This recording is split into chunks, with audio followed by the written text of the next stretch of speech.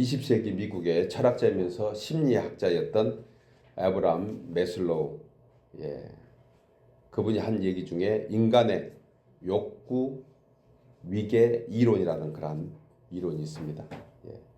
인간에게 향한 욕구 위계 이론. 이 내용은 사람은 누구에게나 5가지의 욕구를 가지고 산다는 거예요. 이 5가지의 욕구가 기본적인 거다. 이렇게 얘기하면서 인간의 생존과 더 나아가서 사람이 더 나은 삶을 추구하는 그런 목표가 바로 이 욕구 안에 들어있다는 것입니다. 그러면서 매슬로우는 이 5가지 인간의 욕구에 대해서 생리적인 욕구와 안전의 욕구, 그리고 사회의 욕구, 또 존경의 욕구, 그리고 자아 실현의 욕구라는 그런 기본적인 욕구를 가지고 있다. 그런데 이러한 욕구들은 계층성을 갖는다는 거예요. 점차적으로 하나하나의 어떤 층을 갖고 있다라는 이론을 얘기합니다. 이 의미는 인간의 기본 욕구인 의식주, 그 다음에 안전, 그리고 사회적인 욕구, 이것을 하위 욕구라고 매슬로우는 설명합니다. 그것은 좀 기본적인 단계의 욕구다. 그 다음에 상위 욕구가 있는데 그것은 존경받고 싶어하는 그러한 심리가 있다는 거예요. 인정받고 싶어한다. 또 하나의 욕구는 자아 실현의 욕구다. 이제 먹고 살만하면 그 다음에 뭔가를 이루려고 하는 그런 목표를 향해서 사람은 가게 된다는 거예요. 여러분, 이처럼 인간의 심리적 상태가 참으로 의미가 있는 것은요, 이 같은 인간의 욕구는 국가나 사회나 개인에게서 오늘날도, 그리고 과거에도, 그리고 미래에도 쉽게 볼 수 있는 그러한 현상이기 때문에 그렇습니다. 생각해보면 경제적으로 빈곤해서 하루 한 끼도 제대로 먹지 못한 그런 극빈 상태에 있다, 이렇게 과정에 보면 이런 사람은 그 다음에 무슨 목표를 향해서 이런 것은 생각하기도 힘들 겁니다. 그냥 먹고 사는 일 당장, 우리 과거에 보릿고개 시절, 그때 우리 어머님들 그와 같은 모습이 아니었을까? 저희 부모님들은 한 끼 해결하면 그 다음 한 끼를 해결하려고 몸부림쳤던 그러한 때가 아닌가? 이때 무슨 존경받고 싶어 하는 마음이 있겠어요. 사실 저희 어머니만 보더라도 제 시대에는 보릿고개 이후의 시절이지만 저희 어머니도 그냥 이렇게 같이 시장에 가면 부끄러움 없습니다. 그냥 콩나물 얼마 그러면은 더 주세요. 콩나물 더 주세요. 지금 같으면은 조금은 그 다른 사람 이렇게 눈치도 좀 보고 좀 인격적으로 할 텐데, 그때는 인격이 뭐 있습니까? 그냥 막 닥치는 대로 가져다가 먹고 사는 문제 해결해 주셨던 그러한 어머니가 잠시 생각이 났습니다.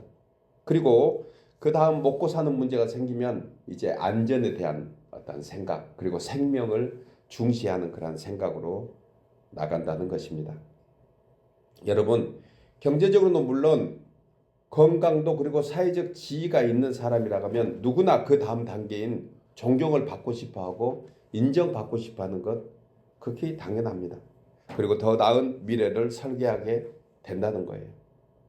하지만 중요한 것은 양육 강식인 이 세상에서 이 같은 것을 실현하는 데는 결코 쉽지 않다. 예전에 먹고 사는 문제에 대해서도 힘 있는 사람이 더 많이 가져가고요. 그리고 넉넉한 사람이 더 많이 챙기려고 하는, 그래서 99섬 가진 사람이 한 섬 가진 사람을 해치고 빼앗아가는 그 양육 강식의 시대는 이미 오래전부터 있었다는 그러한 것입니다. 아마 이것은 모든 인류가 추구해야 될 욕구의 그러한 경쟁인 것만큼은 사실입니다. 여러분, 세상에 막 태어난 아이의 행동에도 몇 가지 공통점이 있는데 모두가 다 그런 것은 아니지만, 아이가 막 태어나면 어떻게 하나요? 목청껏 우는 것과 두 주먹을 붉게 치는 것, 이것입니다. 이 행동이 본능적인 반응이겠지만 여기에서 한 가지 안타깝지만 죄의 권능이 있다는 거예요.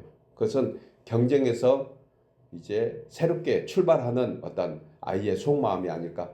아이가 저한테 얘기한 적은 없습니다. 그런데 얘기도 안 하겠지만, 이제 말도 안 하겠지만, 제가 느낄 때 아마 본능적으로 이러한 본성은 다 가지고 태어난 것이 아닌가.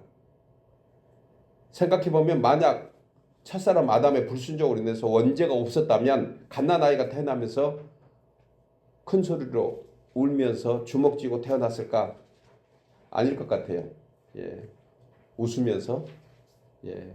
엄마 나 나왔어요? 아빠 나 나왔어요? 뭐 이렇게 웃으면서 그리고 손을 피면서 샬롬 이렇게 하지 않았을까. 혼자 제가 드라마를 한번 만들어 봤습니다. 그런데 여러분, 인간만 그럴까? 결코 그렇지 않습니다.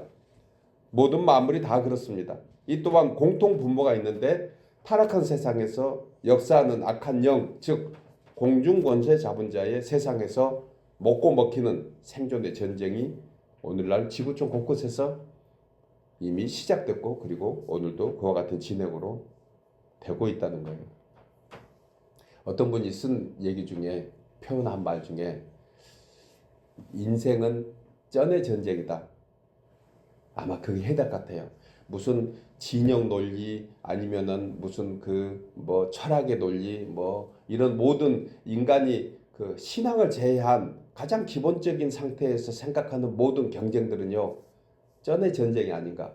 배후에 전부 그런 것들이 담겨져 있지 않는가. 오늘날 미국의 전쟁도 이미 있는 넉넉한 나라임에도 불구하고 또 쩐의 전쟁을 선포하는 그런 모습들을 우리 여전히 보고 있습니다.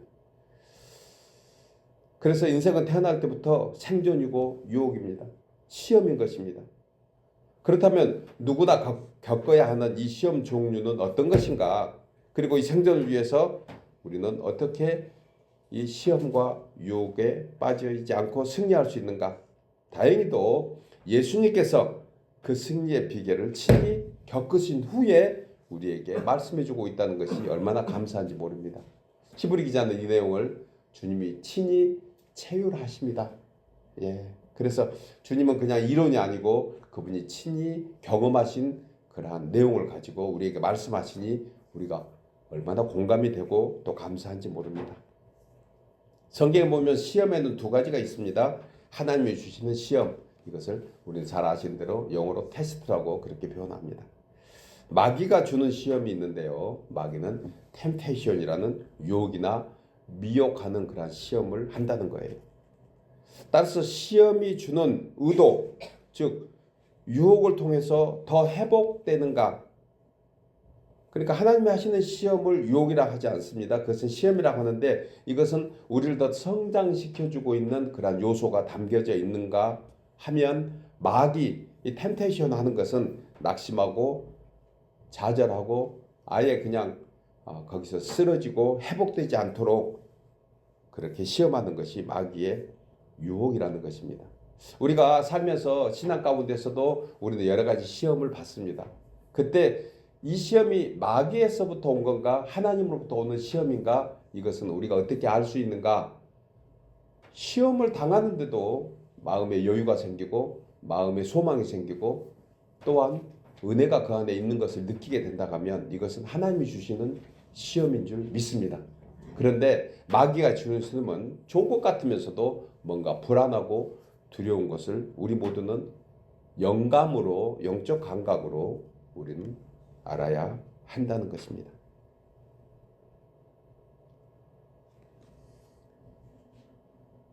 오늘 저는 심리학자 메슬로우가 말하는 인간의 하위 욕구에서부터 상위 욕구에 이르기까지 사탄 마귀가 예수님을 어떻게 시험했는지 그리고 주님은 이 같은 마귀의 유혹을 어떻게 이기셨는지 본문을 통해서 성도가 직면하는 세 가지 유혹이라는 제목으로 함께 생각하며 세 가지로 은혜를 나누려고 합니다.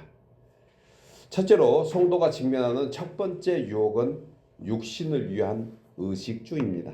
나누고 읽을까요? 성도가 직면하는 첫 번째 유혹은 육신을 위한 의식주의입니다. 본문 3절에 시험하는 자가 예수께 나와서 이르시되 네가 만일 하나님의 아들이거든 명하여 이 돌들로 떡덩이가 되게 하라.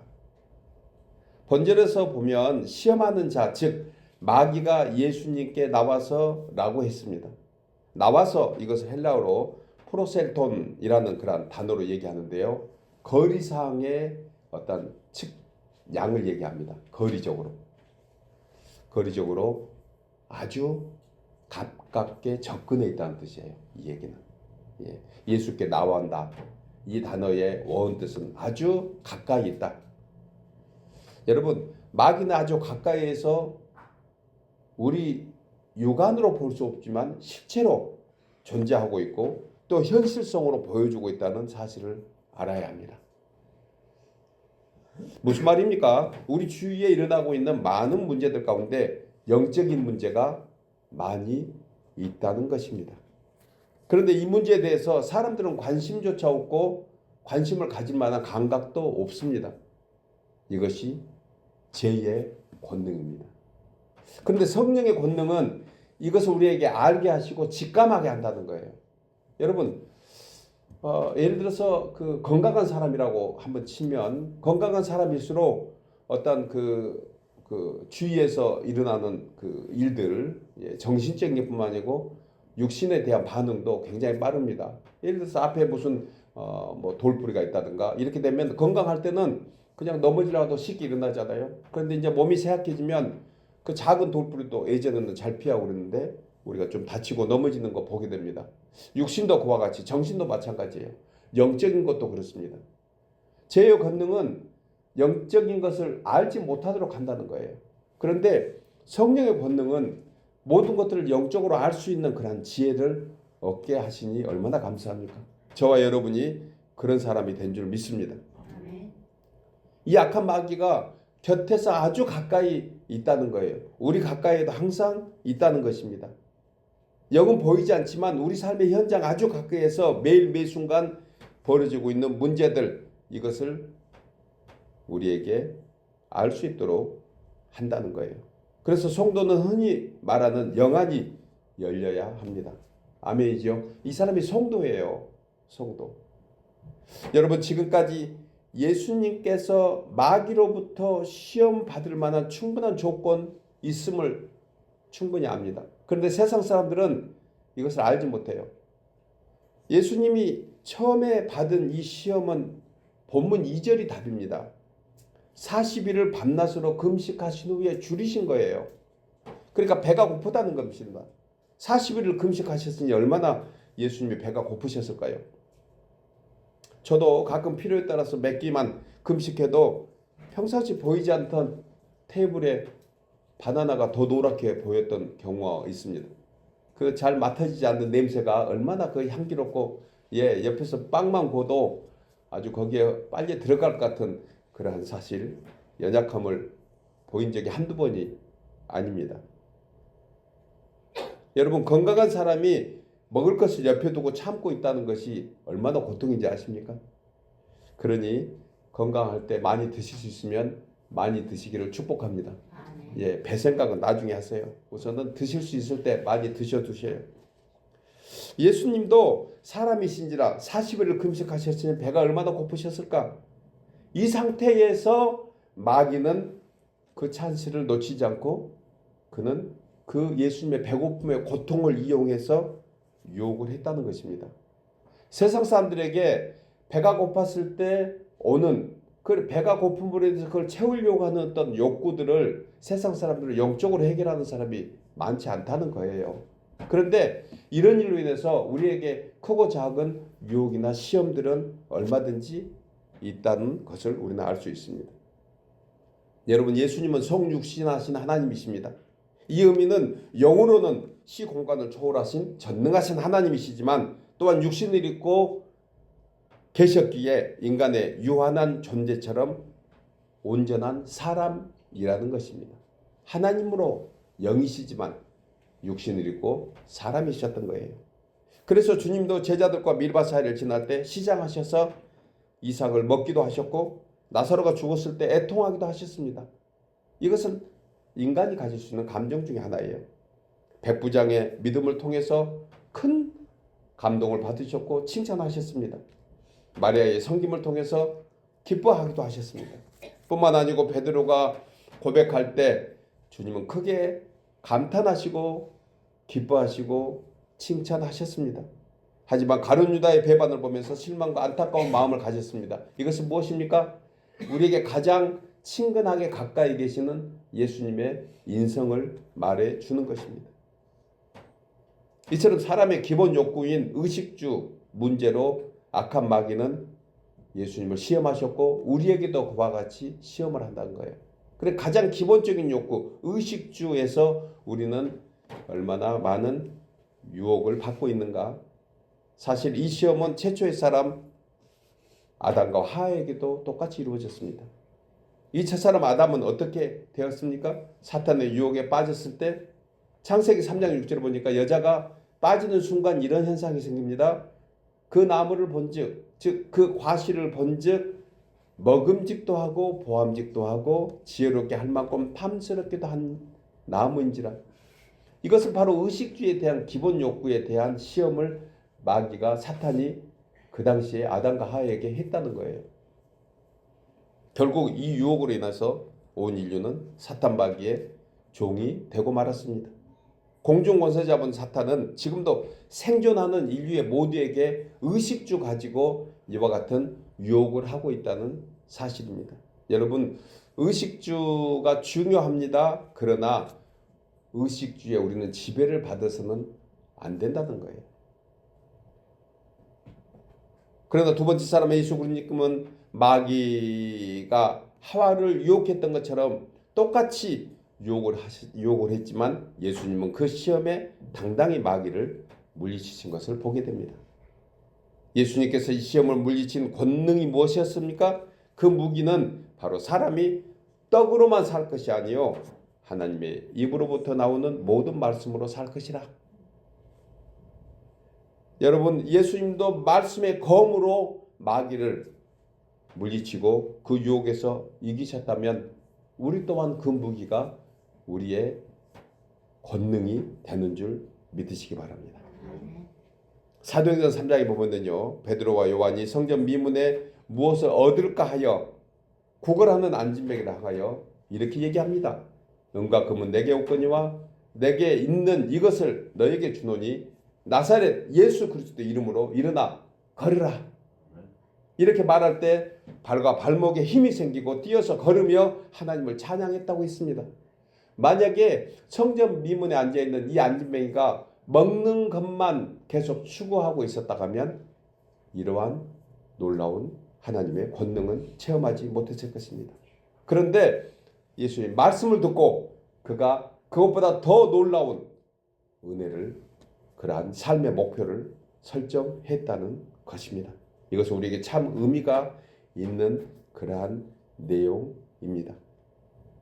여러분 예수님께서 하신 말씀을 듣고 그 말씀을 굳게 믿으면 실망했던 마음에 소망이 생기고 낙심에 빠졌던 생각에 용기가 생기고 영육간에 새 힘을 얻고 주의 권능으로 살아가게 될 줄 믿습니다. 말씀은 우리 삶에 먹는 의식주보다 기본적인 욕구보다 더 큰 힘이 된다는 거예요. 17세기 종교 철학자로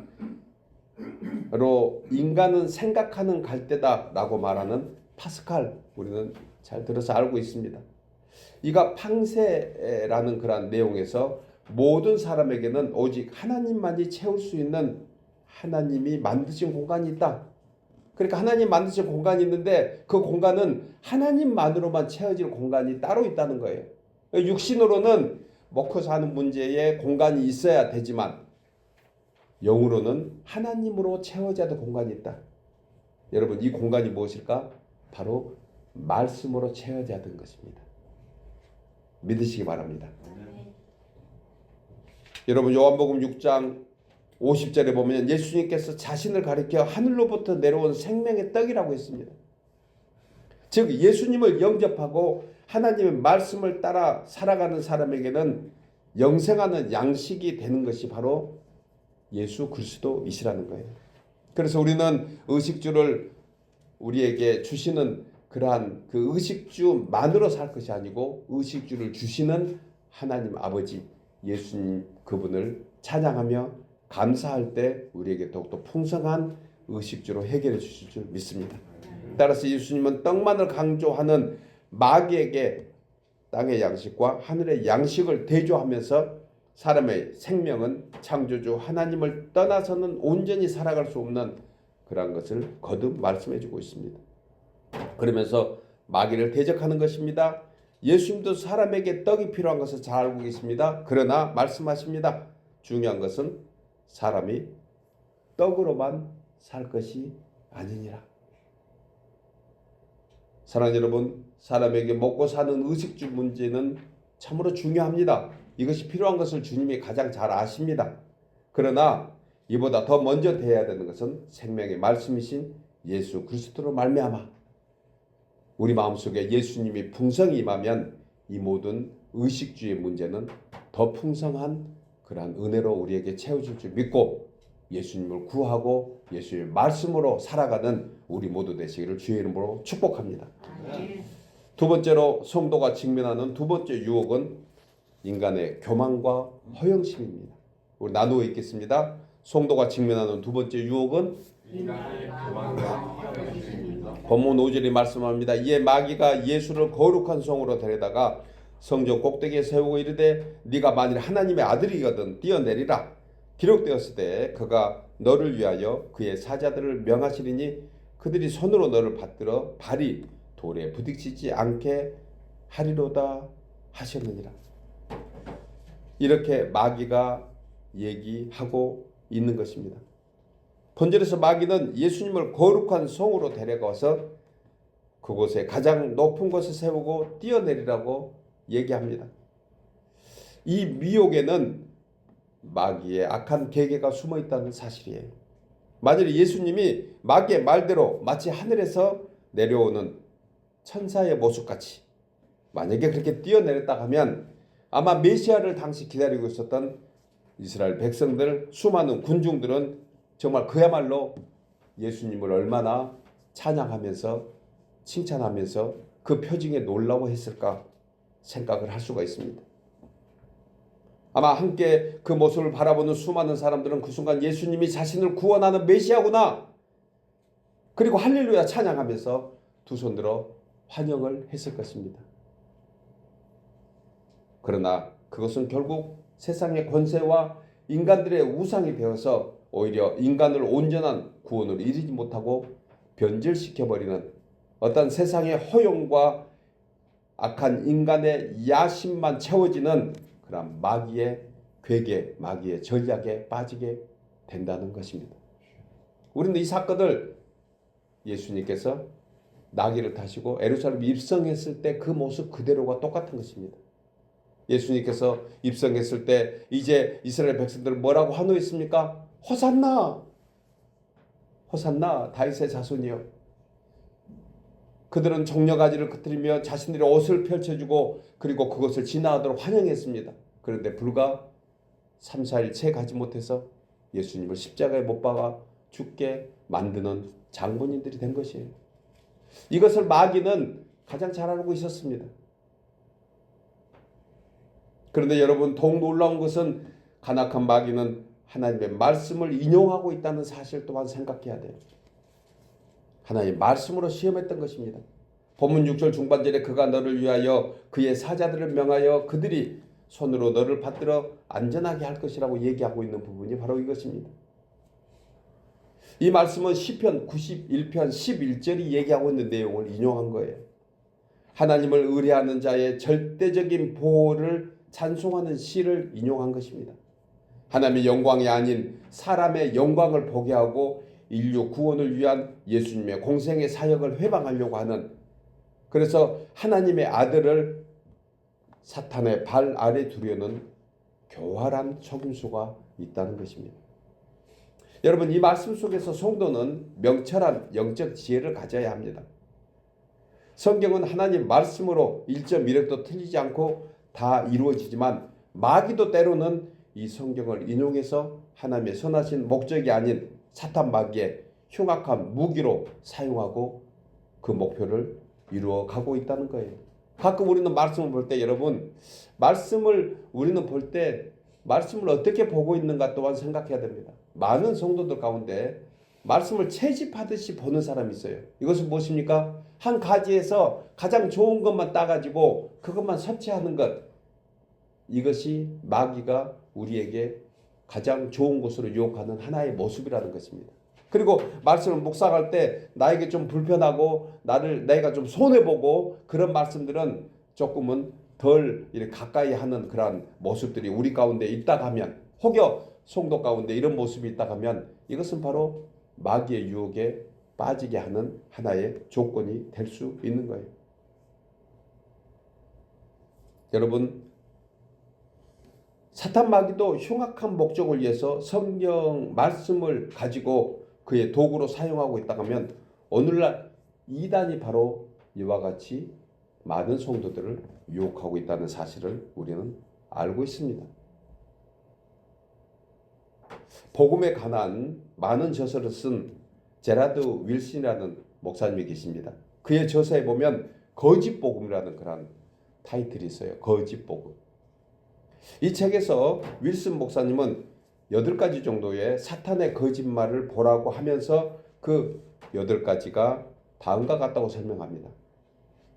먼저, 하나님은 오직 너가 행복하기를 바라셔. 그럴싸하죠? 맞는 것 같습니다. 맞습니다. 그러나 여기는 함정이 있다는 거예요. 두 번째로, 인생은 한 번뿐이야. 갑자기 어떤 그 유행가 가사가 생각나죠. 인생은 한 번뿐이야. 세 번째로, 너만의 진리로 살아가는 거야. 주의 진리가 아니고 너만의 어떤 철학을 가지고 사는 것, 이것이 인생 아니니? 이렇게 거짓 복음을 가지고 우리를 미혹한다는 것입니다. 네 번째로, 지금 너가 느끼는 것을 그냥 믿어. 여기에 얼마나 함정이 많은지. 다섯 번째로, 너의 인생은 네가 만들어가는 거야.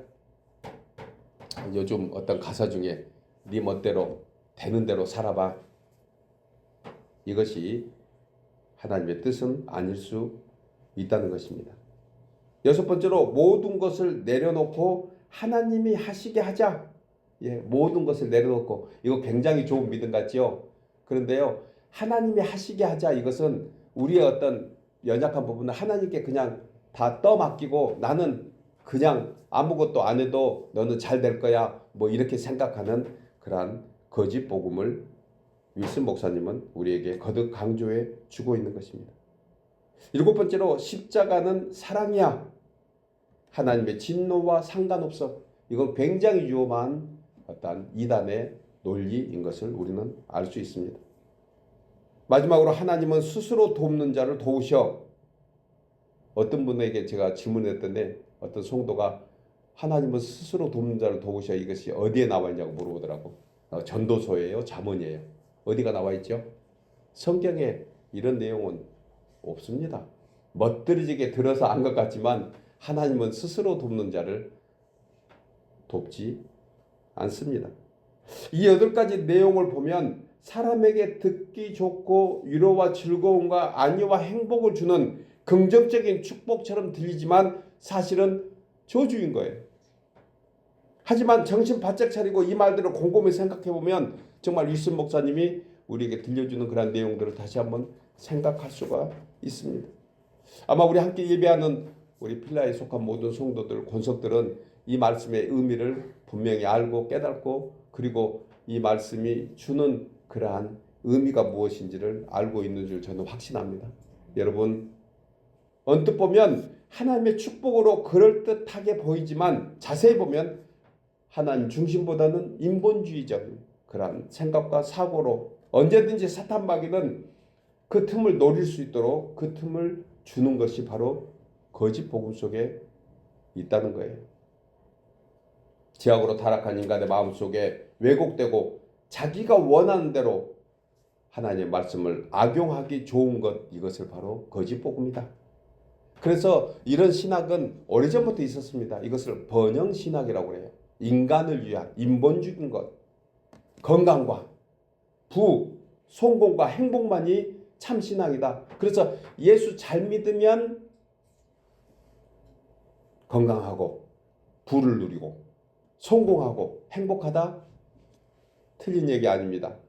맞습니다. 그러나요, 많은 부분에서 꼭은 그렇지 않습니다. 만약에 이 논리로 한다면 성경에 나와 있는 많은 선지자들, 하나님의 제자들, 이들은 다 이렇게 살고 인생이 끝마쳐야 되는데 그 누구도 이렇게 살았던 인생은 다 한 명도 기록되어 있지 않다는 사실입니다.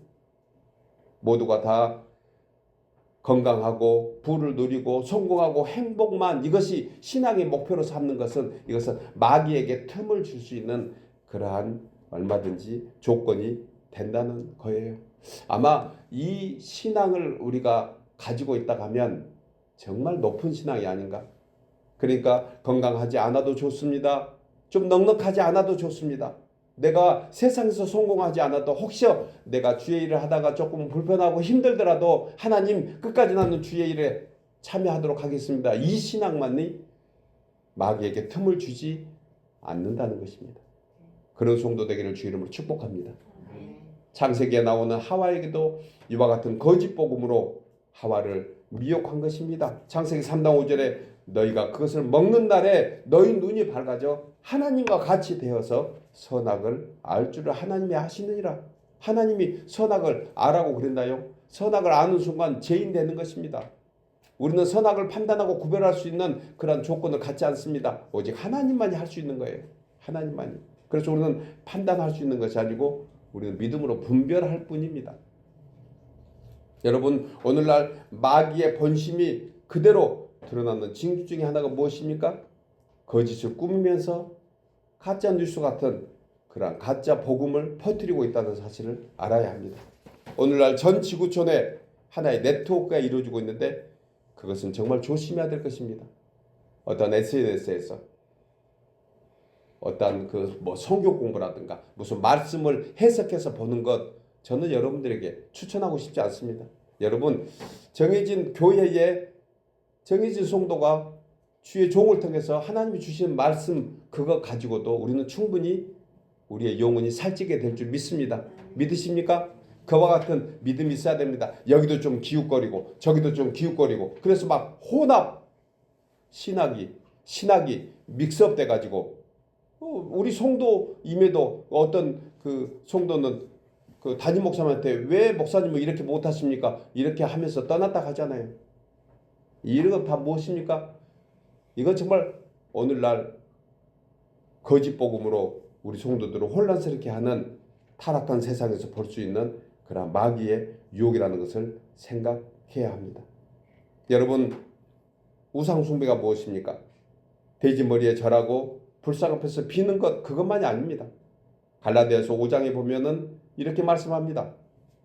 성령을 따라 행하지 않고 하나님을 떠나서 세상의 헛된 영광을 구하는 이 모든 것이 무엇이다? 우상 숭배이다. 따라서 오늘날 이와 비슷한 유혹은 성도들에게 얼마든지 있을 수 있다는 것입니다.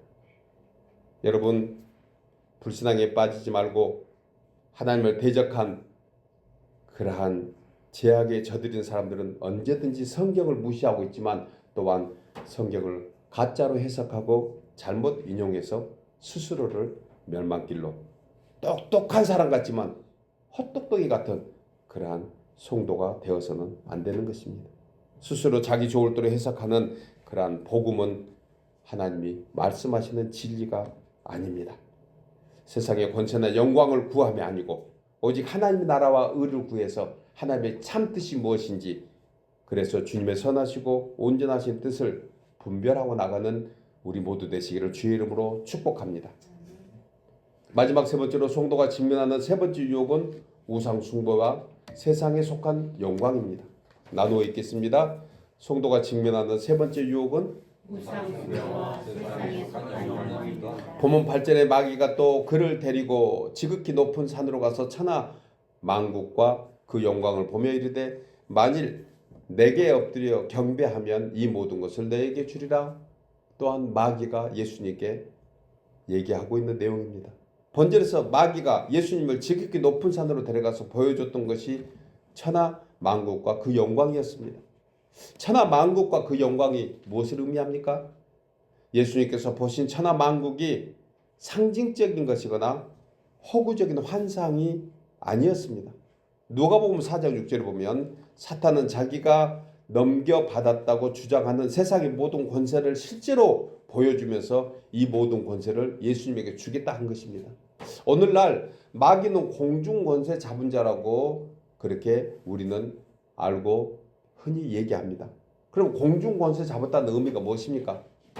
여러분, 유태인들 그 히브리권의 사람들은 하늘을 세 개로 나누어서 해석합니다. 우리가 잘 아는 대로 사도 바울이 3천층을 갔다. 이것은 3천층, 1층, 2층, 3천층의 하늘이 있다는 거예요. 이것을 우리는 헤븐, 우리가 얘기하는 천국을 얘기합니다. 그래서 히브리권에서 얘기하는 하늘, 1층 하늘이 어디입니까? 1층 하늘이 그냥 이렇게 눈에 보이는 지금 공간입니다. 이것을 영어로 우리는 스카이 이렇게 얘기하잖아요. 이 넘어서 오늘날 참 그 과학이 발달하면서 뭐 이렇게 우주선이 왔다 갔다 하는 그 위의 하늘, 거기는 무슨 하늘일까요? 아시는 대로 그 스페이스, 우주의 하늘이에요. 그래서 눈으로 보는 하늘, 그 다음에 지금은 눈으로 보이지 않지만 분명히 존재하고 있는 그 스페이스 하늘, 그 위에가 바로 헤븐, 하나님이 계시는 천국 그 나라를 얘기합니다. 이것은 무슨 얘기냐면 우리가 기도합니다. 우리는 이 땅에서 기도하고 있잖아요. 누구를 향해서 기도하죠? 하나님께 향해서 기도하고 있는 거예요. 물론 우리 내주 안에 우리 심령에 예수님이 계시고 성령이 계십니다. 그것을 우리가 몰라서 얘기하는 게 아니에요. 그런데 때로는 공중 권세 잡은 자가 우리의 기도가 힘이 약해지고 우리의 기도가 인내심이 없으면 하늘아버지께 응답되는 것을 막고 있다고 누군가 해석했는데 의미가 있습니다. 그러니까 우리는 끊임없이 기도를 계속 쌓아간다 이렇게 얘기하는 의미가 무엇이냐면 어떤 의미에서는 그 공중 권세 잡은 자의 그 막을 넘어서 하나님께 계속 우리는 간구할 때 응답이 된다는 거예요. 또한 하나님께서 응답해 주실 때 우리의 믿음이 부족하면 그 믿음이 부족한 것 때문에 하나님의 응답이 그 공중 권세 잡은 자들로 인해서 막힐 수 있다 이렇게 얘기하는데 이 또한 어떤 의미에서는 의미를 두고 있습니다.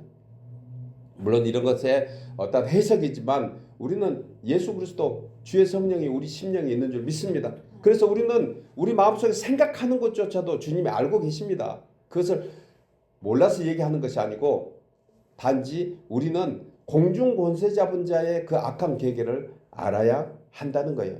그것이 우리가 가져야 될 믿음이라는 것입니다. 여러분, 인류의 타락 이후 이 세상은 사탄 마귀의 지배 아래에 놓여 있습니다. 이 고난은 일시적인 것에 지나지 않지만 분명히 지금도 공중 권세 잡은 자가 우리를 통제하고 지배하려고 한다는 거예요. 왜냐하면 메시아 되시는 예수님은 십자가를 통해서 모든 권세와 영광을 되찾을 것이며 또한 온전한 공의와 사랑으로 하나님 나라를 이 땅에서 계속 회복해 나가고 저와 여러분은 그 회복의 주인공들인 줄 믿습니다. 이미 우리의 심령에 하나님 나라가 임한 거예요.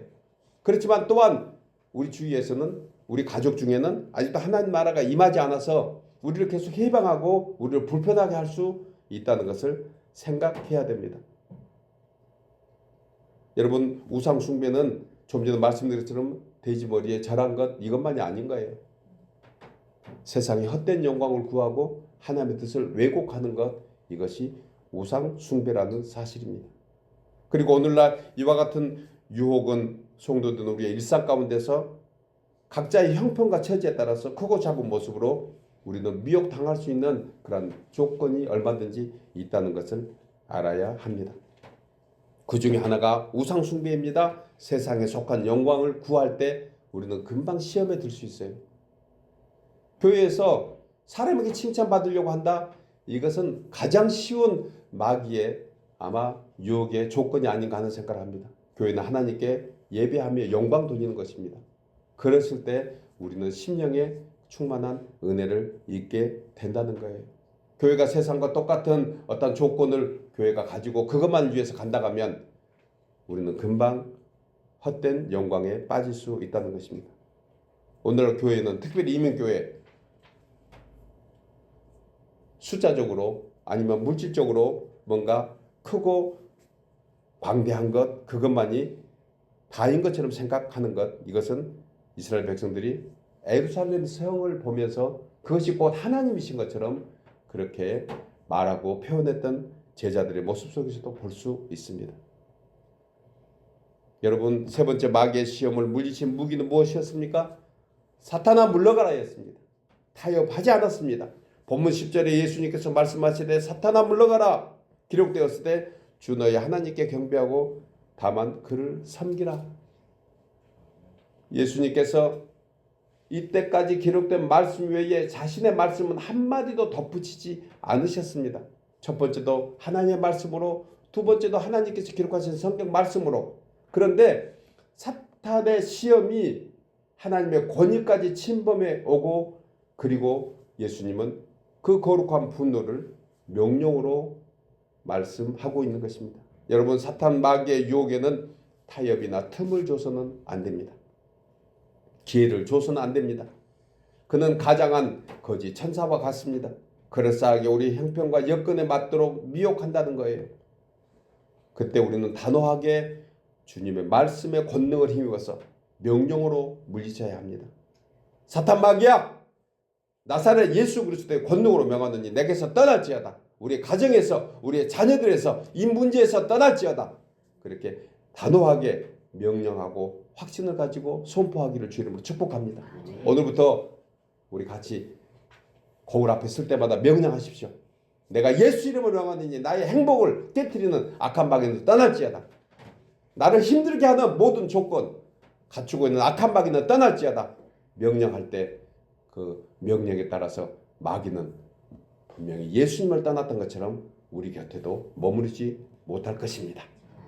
단호하게 선포하십시오. 사탄 마귀야, 나사렛 예수 그리스도의 권능으로 명하노니 내게서 떠날지어다.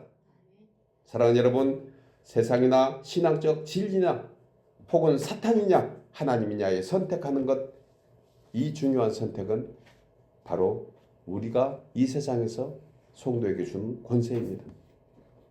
우리는 세상 만국의 권세를 초계처럼 버리고 예수님의 단호한 그런 결단, 시험을 이겼던 내용들을 기억하면서 예수님을 본받아서 마귀의 유혹에서 단대에 물리치고 오직 하나님을 경외하며 영광을 돌릴 때 우리의 모든 삶의 영역에서 주님이 함께 하시고 천사가 수종을 드는 그러한 귀한 은혜가 있기를 다시 한번 소원하며 그러한 성도로 살아가는 우리 모두 되시기를 주의 이름으로 축복합니다.